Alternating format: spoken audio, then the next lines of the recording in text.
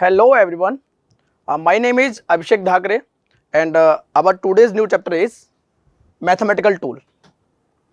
Basically mathematical tool की physics में requirement क्यों होती है, तो उसके पीछे एक लॉजिक है कि आपको पता है फिजिक्स एक्चुअली में है क्या। फिजिक्स एक आइडिया है, एक इनोवेशन है और हम फिजिक्स में कई सारे प्रैक्टिकल्स करते हैं।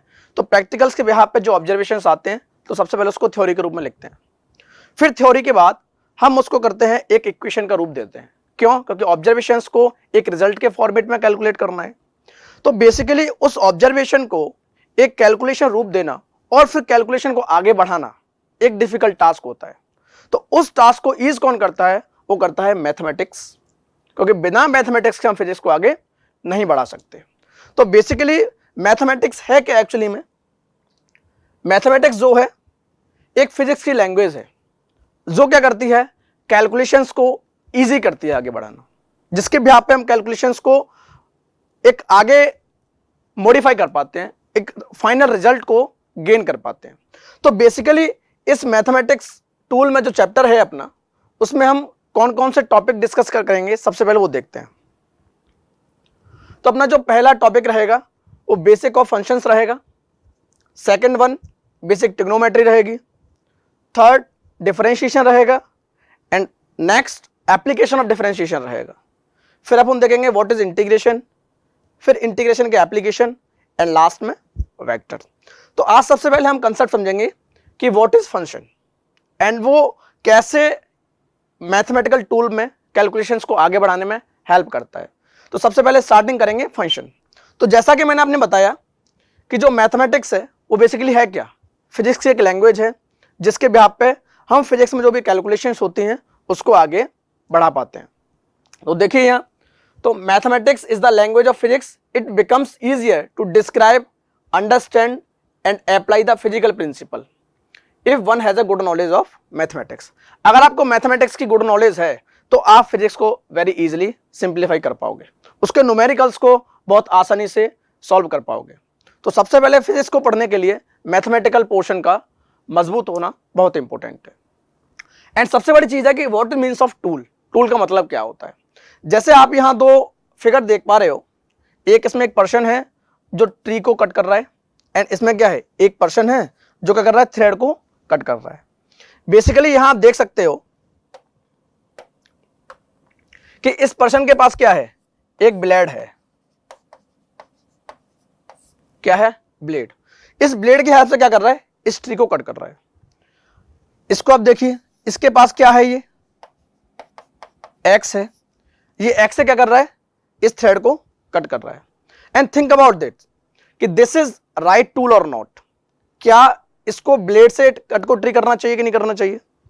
एंड इसको देखिए, क्या इसको इस थ्रेड को एक्स से कट करना चाहिए? तो basically it is not choosing the right tool. इस ट्री को कट करने के लिए इसको एक्स की रिक्वायरमेंट चाहिए थी एंड इस थ्रेड को कट करने के लिए इसको ब्लेड की रिक्वायरमेंट थी। तो ऐसे ही फिजिक्स में भी क्या होता है कि कैलकुलेशंस को किस टूल से आगे अपन बढ़ा पा रहे हैं, उस टूल का सेलेक्ट करना बहुत इंपॉर्टेंट है। बिकॉज अगर आपने राइट टूल को चूज नहीं किया तो आपकी जो फिजिक्स की कैलकुलेशंस हैं उनमें आप स्ट्रक हो सकते हो। तो फिजिक्स में जब भी आपको कैलकुलेशंस को आगे बढ़ाना है या क्वेश्चंस को सॉल्व करना है तो first select the right tool. तो बेसिकली इसको क्या करना चाहिए था, यहां जिसने एक्स को चूज किया है वहां इसको ब्लेड को चूज करना चाहिए था और इजीली ब्लेड की हेल्प से क्या कर सकता था, इस थ्रेड को कट कर सकता था। यहां देखिए आप, इसको इस ब्लेड की जगह क्या करना चाहिए था, इस एक्स का यूज करना चाहिए था जिससे इस ट्री को आसानी से कट कर पाए। तो basically appropriate choice of tool is very important. तो जैसे आपने टूल को अच्छा सेलेक्ट कर लिया, उसके कैलकुलेशंस के फेवर में चूज कर लिया, तो आप कैलकुलेशंस को बहुत इजीली आगे बढ़ा पाएंगे। तो बेसिकली है क्या कि फिजिकल टूल से हम क्या कर पाते हैं, अपने वर्क को इजी कर पाते हैं। तो ऐसे ही अगर राइट आपने मैथमेटिकल टूल को चूज कर लिया तो आप जितने भी न्यूमेरिकल प्रॉब्लम्स है फिजिक्स की उनको आप आसानी से डील कर सकते हो। तो tools are required to do physical work easily and mathematical tools are required to solve numerical easily. तो this is the basic about what is mathematical tool. तो जैसा कि मैंने आपको बताया कि इस लेक्चर में अपन फर्स्ट टॉपिक के बारे में डिस्कस करेंगे which is basics of function. कि what actually the function is.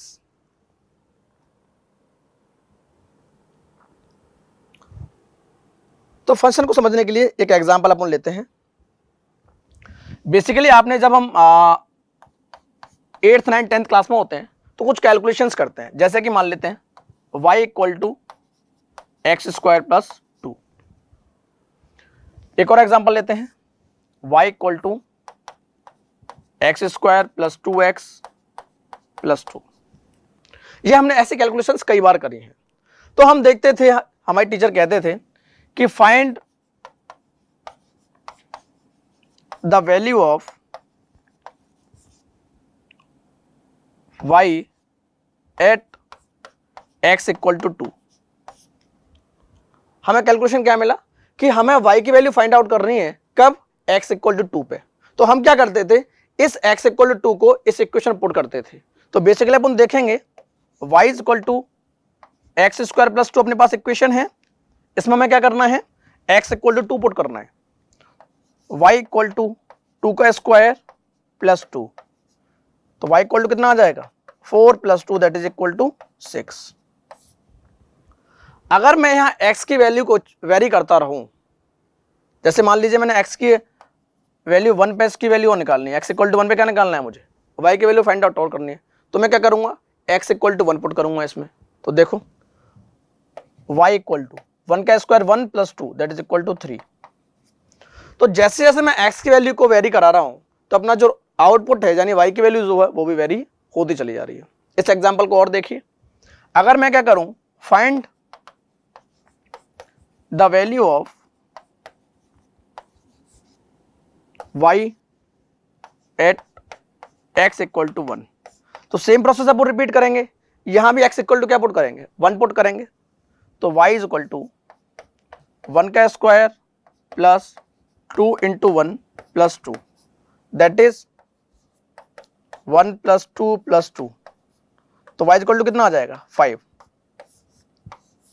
अगर यहां भी हम क्या करें, x की वैल्यू को वेरी कराते रहें तो यहां भी y की वैल्यू क्या होंगी, चेंज होंगी। तो बेसिकली फंक्शन भी वही है। फंक्शन क्या है कि function is the rule of relationship between two variable. अभी अपन ने देखा कि यहां भी अपने पास कितने वेरिएबल थे, 1 वेरिएबल एंड 2 वेरिएबल। तो फंक्शन भी क्या है कि it is the relation between two variable, one is assumed to be dependent other is to be independent. उसमें एक जो वेरिएबल होता है उसको अपन क्या बोलते हैं, dependent variable, and other one को इंडिपेंडेंट वेरिएबल। ठीक है, अब देखिए जैसे अपन ने क्वेश्चन सॉल्व किया y equal to x square plus 2। अब अपन ने क्या देख रहे हैं कि यार जैसे जैसे मैं x की वैल्यू को चेंज कर रहा हूं y की वैल्यू क्या हो रही है, उस x की वैल्यू के अकॉर्डिंग वेरी हो रही है। यहां अपन ने जो क्वेश्चन किया है y equal to x square plus 2, यहां अपन रिजल्ट क्या देख रहे हैं कि जैसे जैसे अपन x की वैल्यू को वेरी करा रहे हैं y की वैल्यू भी क्या हो रही है, वेरी हो रही है। तो जब हम x की वैल्यू पुट कर रहे हैं इस इक्वेशन में, जब हम y की वैल्यू को फाइंड आउट कर पा रहे हैं, तो यहां अगर हम फाइंड आउट करें कि which is independent and which is dependent, तो यह जो x होगा वो इंडिपेंडेंट वेरिएबल होगा। कैसा वेरिएबल होगा, इंडिपेंडेंट वेरिएबल होगा। क्यों, क्योंकि x की वैल्यू को डालने पे हमें y का आउटपुट मिल रहा है। तो x कैसा वेरिएबल हो जाएगा, dependent variable, independent variable.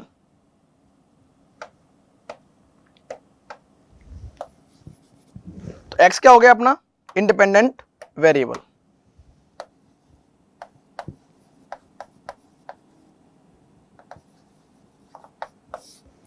And y क्या हो गया यहां पे, डिपेंडेंट वेरिएबल। क्लियर है। इस क्वेश्चन में बात करें तो यहां भी सेम प्रोसेस फॉलो हो रहा है। जैसे जैसे अपन x की वैल्यू डाल रहे हैं हमें y का आउटपुट मिल रहा है। तो x की वैल्यू डालने पर y का आउटपुट चेंज हो रहा है, दैट मीन्स x क्या हो जाएगा यहां पे, इंडिपेंडेंट वेरिएबल।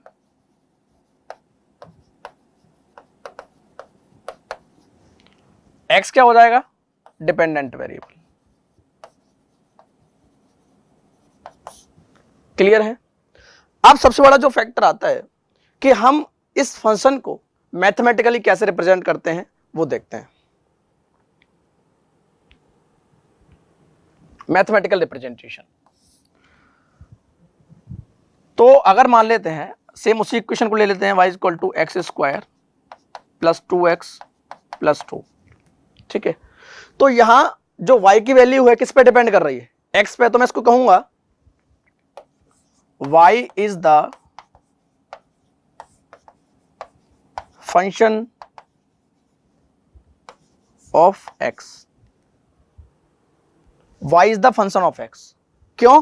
क्योंकि x की वैल्यू पुट करने पे हमें किसकी वैल्यू मिल रही है, y।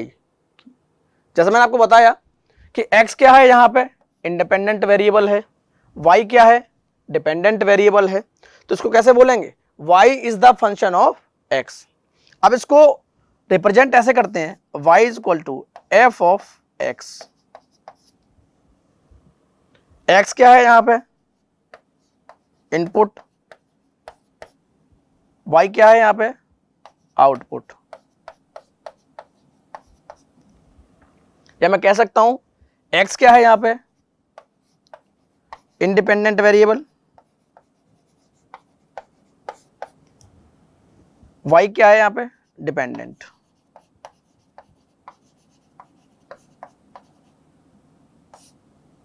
क्लियर है? अगर जैसे एक और इक्वेशन लिखी हो, मान लेते हैं कि x और y की टर्म में नहीं है, वो किसी अन्य वेरिएबल्स की टर्म में है, 2c square plus c plus 2। अब यहां इसको कैसे बोलेंगे, अब देखो जैसे जैसे c की वैल्यू को वेरी कराओगे आप, z का आउटपुट भी चेंज होगा। तो मैं यहां बोलूंगा कि z is the function of,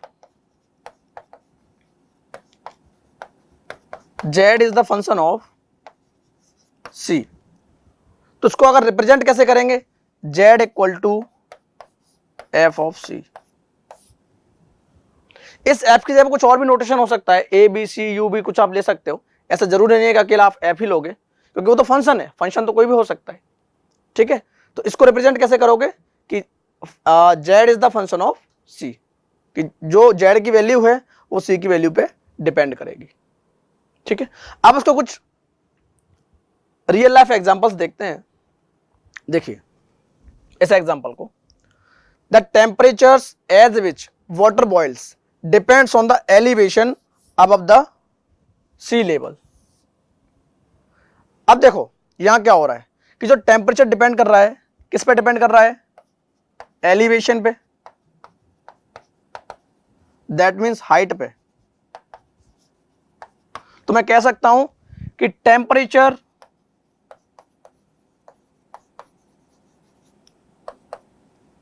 is the function of elevation, that means height। Clear है? जैसे जैसे अपन सी लेवल से ऊपर चलते चले जाते हैं, जो बॉइलिंग पॉइंट होता है वो ड्रॉप होते चला जाता है। जैसे अपन लोग हिमालय में जाएंगे ना, तो वहां जब खाना पकाएंगे तो वाटर जल्दी बॉयल होना स्टार्ट हो जाता है। इस वजह से वहां क्या होता है, खाना अपना लेट में पक पाता है। एक और एग्जांपल देखो,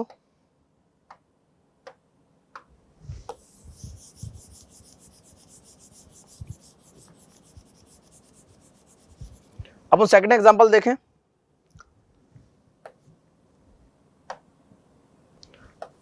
the interest paid on a cash investment depends on the length of the time and the investment is healed. Here the time is independent variable and interest is dependent variable. जैसे अपन बचपन में simple interest के question करते थे, तो वहां एक T का टर्म आता था, यानी PRT अपॉन 100। तो वहां जो इंटरेस्ट पेड होता था वो क्या करता था, टाइम पे डिपेंड करता था। दैट मीन्स टाइम क्या होगा, इंडिपेंडेंट वेरिएबल, और जो इंटरेस्ट पेड होगा वो क्या होगा, डिपेंडेंट वेरिएबल। तो it's all about the representation of function. ठीक है, अब कुछ बेसिक कैलकुलेशंस इसमें करते हैं, कुछ क्वेश्चंस देखते हैं। तो फर्स्ट एग्जांपल देखिए, अब function fx is defined as fx equal to x square plus 3. Find f of 0, f of 1, f of x square, f of x plus 1 and f of 1। अब अपने पास फंक्शन की value क्या है, fx equal to x square plus 3। मुझे first value किस पे calculate करनी है, f of 0 पे, f of 0 पे। तो x की जगह मुझे पहले क्या पुट करना है, 0। तो देखो 0 का स्क्वायर प्लस 3, तो 0 का square 0 plus 3 that is equal to 3। यानी एफ ऑफ 0 पर जो वैल्यू आई वो कितनी आई 3। अगला वैल्यू पुट करना है, फाइंड आउट करना है एफ ऑफ 1 पे। इसका मतलब क्या हुआ कि find the value of function at x equal to 1। तो put x equal to 1 in this equation, 1 का square plus 3 that is 1 plus 3 that is equal to 4। Next one f of x square, इसको focus करेंगे। अब यहां x की जगह पर क्या पुट करना है x स्क्वायर, ठीक है। तो जो भी टर्म x की है वहां x स्क्वायर पुट कर दो। तो x की जगह क्या पुट करोगे x स्क्वायर, यानी x स्क्वायर का होल स्क्वायर प्लस 3। तो x स्क्वायर का होल स्क्वायर यानी x to the power 4 plus 3। तो यानी एफ ऑफ x स्क्वायर की वैल्यू जो आई वो आई x की power 4 plus 3। Next one find the value of function at x equal to x plus 1। अब x की जगह आपको क्या पुट करना है x प्लस 1 पुट करना है। चलो करते हैं पुट। तो x प्लस 1 का होल स्क्वायर, क्योंकि x की जगह क्या पुट करना है x प्लस 1 प्लस 3। जैसे आप इसके होल स्क्वायर को ओपन करोगे x square plus 1 plus 2x plus 3 that is equal to x square plus 4 plus 2x। तो एफ ऑफ x प्लस 1 की वैल्यू कितनी आ गई x square plus 4 plus 2x। And next which is more important F of 1। इसका पहले मतलब समझते हैं। यानी पहले तो कैलकुलेट करो एफ ऑफ 1 की वैल्यू। जब फंक्शन में 1 पुट किया कितनी वैल्यू आई, उस वैल्यू पे क्या करो फिर गिवन फंक्शन की वैल्यू पुट करो। अगर मैं इसको तोड़ूं तो पहले आपको क्या करना है find the value of f of 1। First step में आपको क्या करना है पहले एफ ऑफ 1 की वैल्यू निकालनी है, then find the value of function at the value of f of 1। यानी एफ ऑफ 1 पर जो वैल्यू निकल के आएगी फिर उसकी वैल्यू पर फंक्शन की वैल्यू फाइंड आउट करना है, ठीक है। तो यहां से मैं थोड़ा स्क्रीन को इरेज करता हूं।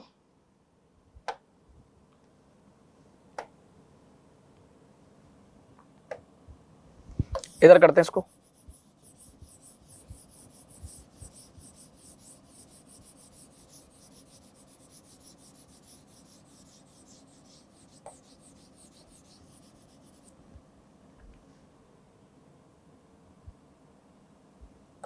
चलिए सबसे पहले एफ ऑफ 1 पे वैल्यू कैलकुलेट करते हैं जो हम पहले कर चुके थे। तो एफ ऑफ 1 पे जो वैल्यू कितनी आ रही थी अपनी 4 आ रही थी। यानी अब इसके अकॉर्डिंग क्या करना है हमें एफ ऑफ 1 इसकी वैल्यू फाइंड आउट करनी है। तो अपन को पता है कि एफ ऑफ 1 की वैल्यू कितनी आ रही थी 4, तो इसके जब 4 पुट करो तो इसको मैं लिख दूं ऐसे एफ ऑफ 4। यानी अब क्या करना है हमें इसी फंक्शन की वैल्यू एफ ऑफ 4 यानी x की जगह 4 पुट कर दो तो फाइनल वैल्यू हमें फाइंड आउट करनी है। तो देखो रखो वैल्यू एफ ऑफ 4 पे वैल्यू कितनी हो जाएगी 4 का स्क्वायर प्लस 3 दैट इज 4 का square 16 plus 3 that is equal to 90। ठीक है, तो जिससे बेस न्यूमेरिकल रहा। एक दो न्यूमेरिकल का प्रैक्टिस करते हैं। Second numerical, if function f is defined for all real numbers x by the formula fx equal to x square। जो अपना गिवन फंक्शन है क्या है fx equal to x square। हमें वैल्यू कहां कहां पुट करनी है फाइंड आउट करनी है उसकी f ऑफ 0 पे, f ऑफ 2 पे, x प्लस 2 पे एंड f ऑफ 2 पे। क्लियर है, पहले 0 पे फिर 2 पे x प्लस 2 पे एंड f ऑफ 2। तो फाइंड आउट करते हैं। देखो f ऑफ 0 पे पुट करो यानी x के जगह 0 पुट करना है आपको। तो 0 का स्क्वायर कितना होगा 0। f ऑफ 2 पुट करोगे 2 का square which is equal to 4 and f of x plus 2 पे आप करोगे, यानी एक्स के पे क्या पुट करना है आपको, अब एक्स प्लस 2 पुट करना है। तो देखो एक्स प्लस 2 का होल स्क्वायर, तो एक्स प्लस 2 का होल स्क्वायर ओपन करो, x square plus 4 plus 4x, यानी एफ ऑफ एक्स प्लस 2 पे जो वैल्यू कितनी आई, x square plus 4 plus 4x। अब कहाँ वैल्यू पुट करनी है, एफ ऑफ 2 पे, यानी सेम वही एफ पे क्या पुट करना है, एक्स की जगह पे आपको 2 पुट करना है, तो 2 का square that is equal to 4। I think आपको सारे कंसेप्ट्स क्लियर हो गए होंगे कि फंक्शन के क्वेश्चंस को कैसे सॉल्व करते हैं।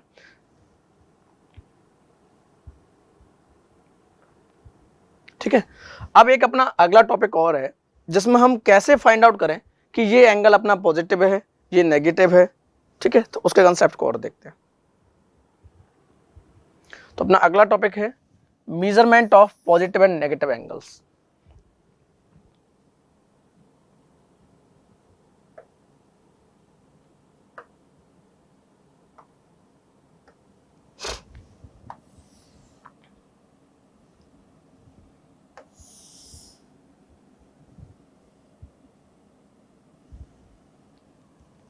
बेसिकली अपने पास एक क्या है, कार्टेशियन प्लेन है, ये इसका क्या हुआ, ऑरिजिन हुआ,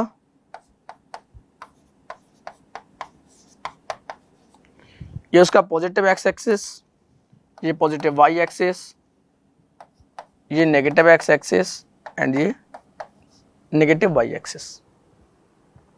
ठीक है, तो किसी भी एक्स वाई प्लेन में, किसी भी एक्स वाई प्लेन में अगर आपको फाइंड आउट करना है कि एंगल पॉजिटिव है नेगेटिव है, तो उसका स्टैंडर्ड पोजीशन क्या होती है, सबसे पहले वर्टेक्स कहाँ लाई करना चाहिए, ऑरिजिन पे। कहाँ लाई करना चाहिए, ऑरिजिन पे। जो इनिशियल लाइन होती है वो हमेशा लाई करनी चाहिए कहाँ,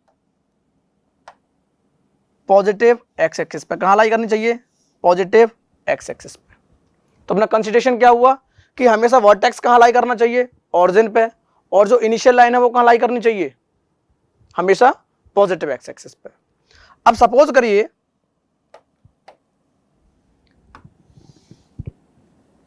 कि कोई बॉडी इनिशियली यहां थी, फिर कुछ रोटेशन होके वो यहां पहुंची।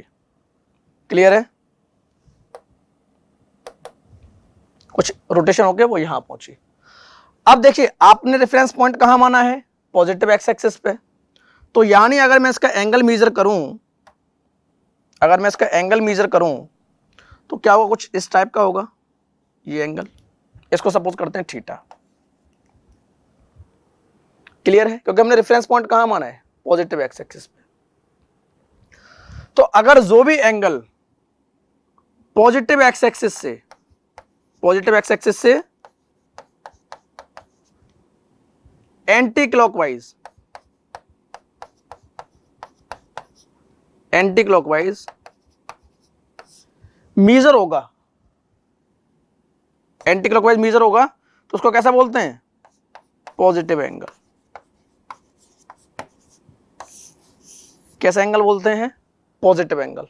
अगेन मैं रिपीट कर रहा हूं, अगर हमने वर्टेक्स को माना है ऑरिजिन पे, रेफरेंस लाइन को माना है यानी फर्स्ट रे को मैंने माना है पॉजिटिव एक्स एक्सिस पे, अगर उसके साथ कोई भी एंगल एंटी क्लॉकवाइज मेजर होता है तो एंगल कैसा कहलाता है, पॉजिटिव।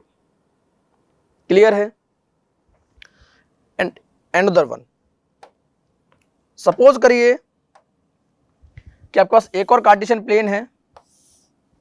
ठीक है, ये उसका ऑरिजिन है, ये पॉजिटिव एक्स एक्सिस, ये पॉजिटिव वाई एक्सिस, ये नेगेटिव एक्स एक्सिस एंड ये नेगेटिव वाई एक्सिस। ये मैंने रेफरेंस लाइन मानी पॉजिटिव एक्स एक्सिस को। सपोज करिए कि कोई भी बॉडी यहां पर है। क्लियर है, मुझे इसका एंगल फाइंड आउट करना है पॉजिटिव एक्स एक्सिस के साथ में। तो कौन सा एंगल होगा, ये वाला एंगल होगा कि नहीं होगा, बताओ। इस टाइप में। क्लियर है, अब देखिए यहां अपन कैसे जा रहे हैं, यहां कैसा मोशन कर रहे हैं, क्लॉकवाइज। अगर कोई भी एंगल क्लॉकवाइज मेजर होता है, क्लॉकवाइज किससे, पॉजिटिव एक्स एक्सिस से, किससे? पॉजिटिव एक्स एक्सिस से। तो इस टाइप के एंगल को क्या बोलते हैं? नेगेटिव एंगल या फिर नेगेटिव मेजर्स।